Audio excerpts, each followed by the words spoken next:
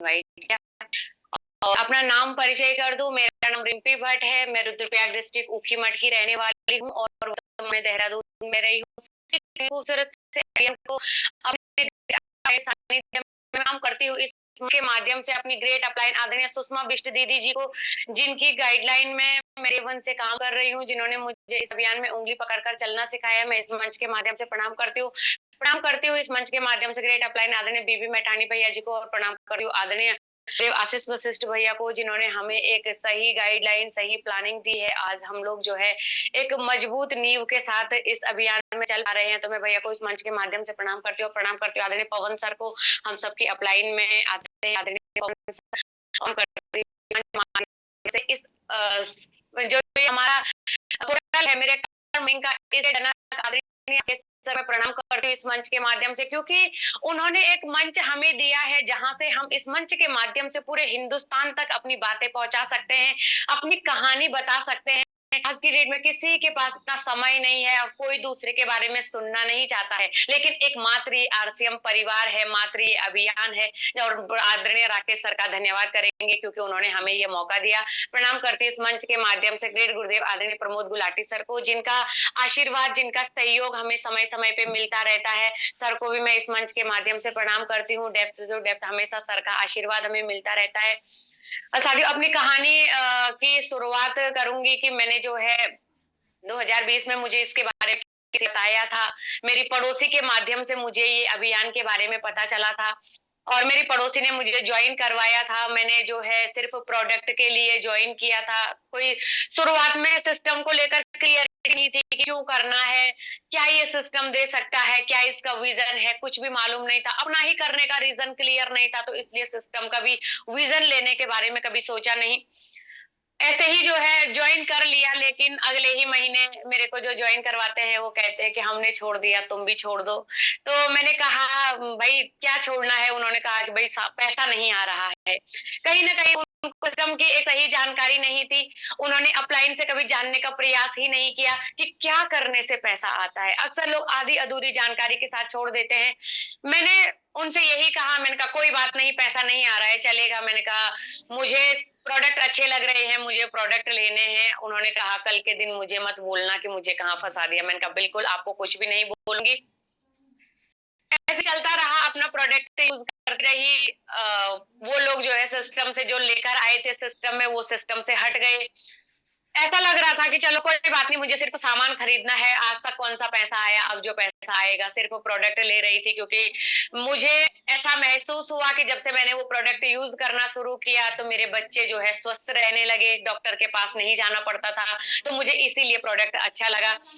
ऐसे चल रहा 2020 में। उसके बाद फिर लॉकडाउन लग गया, बहुत सारी चीजें ऐसी हो गई, परिस्थितियां विपरीत हो गई और मैं जो है अपने घर पे सिलाई का काम करने लगी।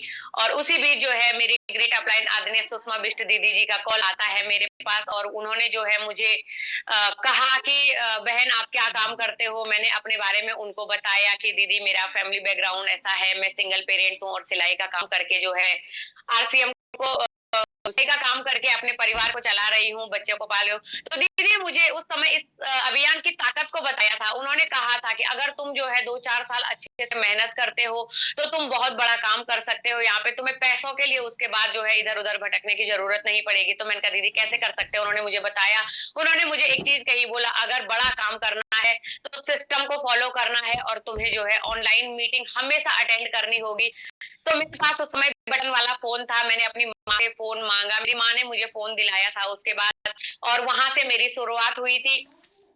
उस मीटिंग अटेंड करना शुरू किया। शुरुआती दिनों में कुछ समझ में नहीं आया, काफी माहौल ऐसा लगता था कि शायद हम नहीं कर पाएंगे, क्योंकि साथियों जब मैंने 2020 में ज्वाइन किया 1 साल तक तो मैं सोचती रही कि हमसे नहीं हो पाएगा। अपलाइन का जब भी कॉल आता था कि भाई तुम कर सकते हो, तुम्हें करना है, लोगों से बात किया तो यही हुआ। हर कोई यही कहता है शुरुआत में हमने करके छोड़ दिया, जीजा ने किया।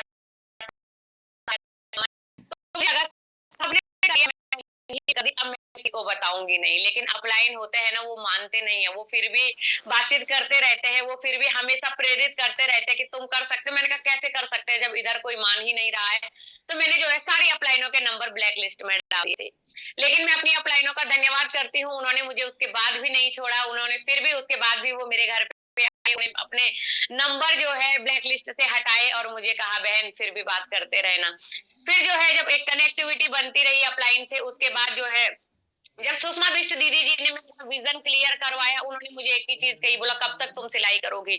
मैंने कहा दीदी जब तक जरूरत है। उन्होंने कहा जरूरत तो जवानी से ज्यादा बुढ़ापे में होती है, फिर क्या करोगे। तो मैं सोचने पे विवश हो गए और मुझे उसी दिन पता चला कि एक्टिव इनकम क्या होती है और पैसिव इनकम क्या होती है। मैंने सुना भी सिर्फ इनकम सुना था, लेकिन एक्टिव इनकम होती है, पैसिव इनकम होती है। उसके बाद उन्होंने मेरा विजन क्लियर करवाया, मीटिंग में आना शुरू किया। शुरुआत में माहौल जो अच्छा नहीं लगा, बोर लगी, ऐसे लगा क्या ही चीजें बार बार बोल रहे हैं, ये क्या है, एक ही बंदा बोल रहा है, बाकी सारे कुछ भी नहीं बोल पा रहे, वो सिर्फ सुन रहे हैं। तो इसी चीज के साथ में जो है शुरुआती में नहीं लगा अच्छा, लेकिन एक दिन जो है मीटिंग अटेंड करने का मूड नहीं था, लेकिन इस वजह से मीटिंग अटेंड किया कि शायद जो है अपलाइन का पीछे से कॉल आ जाएगा और तुमने मीटिंग अटेंड क्यों नहीं की, फिर पूछेंगे तो फिर क्या जवाब दूंगी। तो लास्ट में मीटिंग खत्म हुई थी। कहते हैं ना कि पूरी कथा सुनने के बाद लास्ट में अगर प्रसाद ग्रहण नहीं किया तो कथा सुनने का कोई फायदा नहीं होता है। और परमात्मा के आशीर्वाद से मैं जो है धन्यवाद करती हूँ परमात्मा का कि मैं लास्ट बार जो है प्रसाद ग्रहण करने चली गई। और वहां पे आदरणीय आशीष वशिष्ठ भैया जी कह रहे थे कि जिन्होंने आज का पूरा प्रोग्राम अटेंड किया वो जीवन में बहुत कुछ करेंगे, लेकिन जो सोए रहे वो सोए ही रहेंगे। तो मैंने सोचा, मेरा दिमाग घूम गया, मैंने कहा ऐसा ये लोग क्या करेंगे और मैं क्यों सोई रहूंगी। तो वहां से जो है एक संकल्प लिया कि चाहे कुछ भी हो जाए, मुझे 3 महीने कंटिन्यू मीटिंग अटेंड करनी है और सुनना है ये लोग बोलते क्या है, कैसे ये लोग आगे बढ़ेंगे, कैसे इन लोगों के सपने पूरे होंगे, ये ऐसी बड़ी बड़ी बातें कर रहे हैं यहाँ पे। और उस मीटिंग में प्रमोशन हुआ कि हमारे जो आदरणीय वशिष्ठ सर हैं गुरुदेव, उनके भी गुरुदेव आने वाले हैं, आदरणीय प्रमोद गुलाटी सर, उनका प्रोग्राम है और सुनने को मिलेगा। वहां से जो है बहुत कुछ सीखने को मिलेगा। मैंने सोचा चलो एक बार सुन लेते हैं, जब इतने दिन से इनके गुरुदेव को सुन रहे हैं तो आज महागुरुदेव को भी सुन लेते हैं। इसी के साथ जो है मैंने प्रोग्राम अटेंड किया था। उसने जो अपने बारे में बताया वहां पे उनकी किस प्रकार से शुरुआत हुई, लेकिन मेरी खोपड़ी कहाँ खटकी जहां जो है उन्होंने अपनी इनकम बताई। और जैसे ही उन्होंने अपनी इनकम बताई तो मुझे लगा मुझसे नहीं हो पाएगा। उन्होंने कहा मेरी हाईएस्ट इनकम 6,97,000। मैं घूम गई पूरा, मैंने कहा ऐसे कैसे हो सकता है, हमें यहाँ पे कहीं पे 5,000 की नौकरी नहीं मिल रही और ये कह रहे कि हमें 6 लाख से ऊपर कमाई है। वहाँ पे जो है एंड एबव के मैसेज हुए, सभी लोग अपने फीडबैक देने लगे, कोई भी 1 लाख 2 लाख से नीचे नहीं आए। मुझे ऐसे लगा कि शायद जो है ये अपने बस का नहीं है, हम तो इतनी बड़ी बात बोल ही नहीं पाएंगे, लोग तो मजाक उड़ा देंगे। मैं मीटिंग से हट गई और लीव हो गई। मेरी अपलाइन का फिर कॉल आया मेरे पास, उन्होंने मुझे कहा कि बोला बहन आज का प्रोग्राम कैसा लगा। मैंने कहा एकदम बकवास लगा भाई साहब, हम लोग गांव के लोग हैं, गरीब लोग हैं, हम इतनी बड़ी बातें नहीं कर सकते हैं, इसलिए जो है छोड़ दो, मेरे बस का नहीं है ये काम करना, ना ही मैं किसी को बता पाऊंगी। यहाँ बड़ी मुश्किल से जो है हम अपना जीवन चला रहे हैं और हम जो है कैसे ऐसे बात कर सकते हैं कि 6 लाख 8 लाख की इनकम है। शुरुआत में भरोसा नहीं, लेकिन हमेशा कभी ऐसा हमें नहीं सोचना है कि हमने किसी सेमिनार के अंदर अपने नए लोगों को डाल दिया, हमने जो है किसी मीटिंग के अंदर अपने नए लोगों को डाल दिया, उसके बाद जो है वो सेल्फ स्टार्ट हो जाएंगे। हमें एक सही फॉलोअप करना है और मेरी अपलाइन ने मेरा फॉलोअप किया, उन्होंने मेरा क्लियर करवाया विजन, बोला ऐसा नहीं है, अगर आप भी मेहनत करोगे तो आपको भी मिल सकता है। मैंने कहा नहीं, इतने दूर का तो मिल भी नहीं सकता और मैं सोच भी नहीं सकती है। तो मेरी अपलाइन ने मेरा सोच बढ़ाने का काम किया, उन्होंने धीरे धीरे विश्वास दिलाया और मुझे कहा विश्वास करने के लिए इतना ही बहुत है कि तुम कोई इन्वेस्टमेंट नहीं कर रहे हो, यहाँ पे टिक कर तो देखो। अगर तुम जो है इस सिस्टम में 3 साल टिक कर रहोगे तो हम गारंटी देते हैं कम से कम जो है 20-25 हजार की पर मंथ की इनकम आएगी। मैंने कहा 20-25 हजार नहीं चाहिए, अगर 5,000 भी मुझे महीने का आने लग जाएगा ना, मैंने कहा तो मैं 5 साल तक टिके रहने के लिए तैयार हूँ। मेरी बेटी पहली फर्स्ट क्लास में पढ़ती थी, मैं बोलती थी जब तक वो पास करती है तब तक 5,000 महीने का आएगा, क्योंकि गाँव में खर्चा ज्यादा नहीं होता था। तो शुरुआत में ज्यादा बड़े सपने नहीं थे। मैं धन्यवाद करती हूँ आदरणीय आशीष वशिष्ठ भैया जी का, आदरणीय सुषमा बिष्ट दीदी जी का, क्योंकि मुझे शुरुआत में लगता है कि शायद ये लोग वो, क्योंकि सुषमा बिष्ट दीदी के बारे में बात थे कि वो इतनी पढ़ी लिखी है, वो जो है कोचिंग सेंटर में पढ़ाती थी, उन्होंने जो है अभी आरसीएम कर रहे हैं, उनके बैकग्राउंड के बारे में तो मुझे लगा कि शायद इतने पढ़े लिखे लोग इस काम को कर रहे हैं, मैं कैसे कर पाऊंगी। मैं तो जो है हाई स्कूल पास हूँ, मैंने 12वीं पास भी नहीं किया, 12वीं में जो है मैं फेल हो गई थी, तो मुझे लगा शायद मेरे बस का नहीं है। लेकिन मेरी अपलाइन ने कहा कि नहीं, जो तुम्हारी कमजोरी है उसको अपनी ताकत बनाओ और उसको ताकत बनाकर काम करेंगे तो वो ताकत बहुत बड़ा काम करती है। यहाँ पर जो है पढ़े लिखे होना मायने नहीं रखता है, कितने पढ़े लिखे हैं उससे फ़र्क नहीं पड़ता है। जात क्या है, लिंग क्या है, इस बात से कोई फ़र्क नहीं पड़ता, कोई भी कामयाब हो सकता है। तो अपलाइन की बातों पे विश्वास किया, अपना तो कोई भरोसा नहीं था शुरुआत में, अपना कोई विज़न नहीं था कि इतना कुछ मिल सकता है। शुरुआत जब हुई थी तो पहले महीने में ₹67 मिले थे और आज पर मंथ इस सिस्टम से 60,000 से ऊपर की इनकम आती है। साथियों संघर्ष काफ़ी रहा, उतार-चढ़ाव काफ़ी आए, लेकिन अपलाइन का हमेशा साथ रहा। अपलाइन ने हमेशा जो है आदरणीय सुषमा बिष्ट दीदी और वशिष्ठ भाई ने हमेशा इतना साथ दिया जिस प्रकार से जो है एक माँ-बाप अपने बच्चों को आगे बढ़ने के बारे में सोचते हैं, उनको विश्वास दिलाते हैं कि तुम कर सकते हैं। उन्होंने इस प्रकार से विश्वास दिलाया।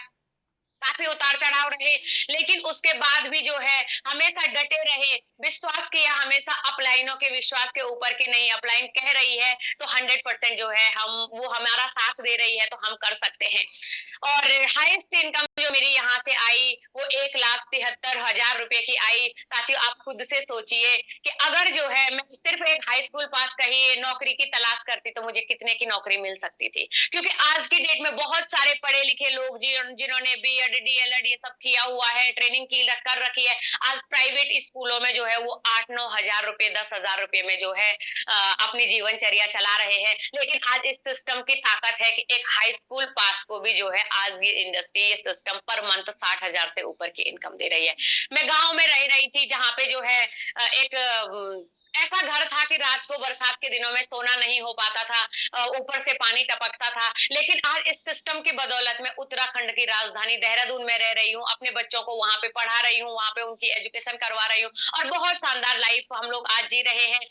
मतलब जिस चीज की कल्पना नहीं की थी, अभी लोगों के सामने देखो तो बहुत कम है, ऐसा कुछ नहीं है, लेकिन मैंने कल्पना नहीं की थी कि कभी मुझे ऐसा लाइफ मिल सकता है, कभी मुझे जो है इतनी इनकम मिल सकती है।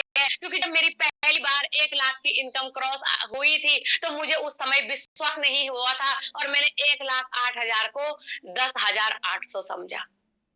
मुझे हुआ कि 1 लाख तो आ ही नहीं सकता है, लेकिन मेरा पर मंथ 40-45 हजार रुपए आ रहा था, ऐसे कैसे हो गया? तो मैंने वहां पे कोई पिकअप सेंटर वाले थे उनको दे दिया। मैंने कहा सर मेरा जो है 40,000 से ऊपर आता था, ये इस बार 10,000 क्यों आया, थोड़ा आप भी देख लो। उन्होंने मुझे कहा रिम्पी जी बधाई हो, आपको 1,08,000 रुपए आया है। मैंने कहा सर मजाक मत करो ना, सही सही बताओ। उन्होंने कहा फिर से देखो, तो फिर से मैंने गिनती किया, इकाई दहाई सैकड़ा हजार 10,000 लाख, ओ माय गॉड ये कैसे हो सकता है?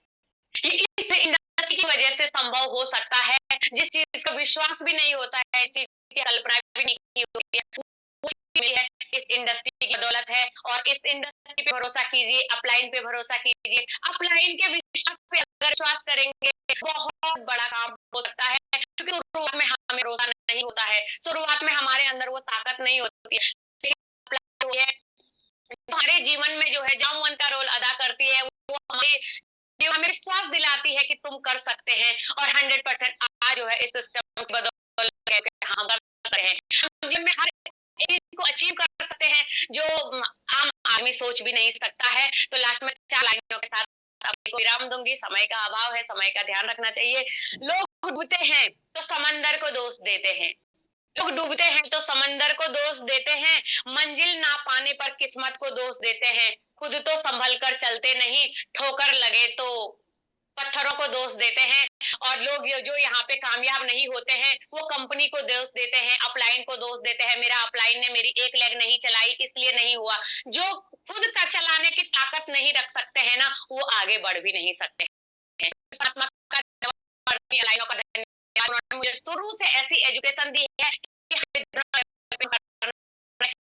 भरोसे नहीं छोड़ना है और विश्वास और के साथ हम काम करेंगे तो 100% बहुत बड़ा काम किया जा सकता है। एक बार सभी पुनः अपनी अपलाइनों को धन्यवाद करती हूँ, आदरणीय राकेश सर, आदरणीय गुलाटी सर, आदरणीय किरणपाल सर, पवन सर, सभी जय खालसा सर और सभी अपनी तमाम अपलाइन मेरी ग्रेट अपनी मेरे जीवन की सफल मार्गदर्शक जिन्होंने मुझे बहुत साथ दिया, आदरणीय सुषमा बिष्ट दीदी, आदरणीय वशिष्ठ भैया को इस मंच के माध्यम से प्रणाम करती हूँ जिन्होंने मुझे यहाँ तक पहुंचाया। बहुत बहुत धन्यवाद।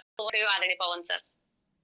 थैंक यू बहन जी, बहुत ही अच्छी और एक प्रेरणादायक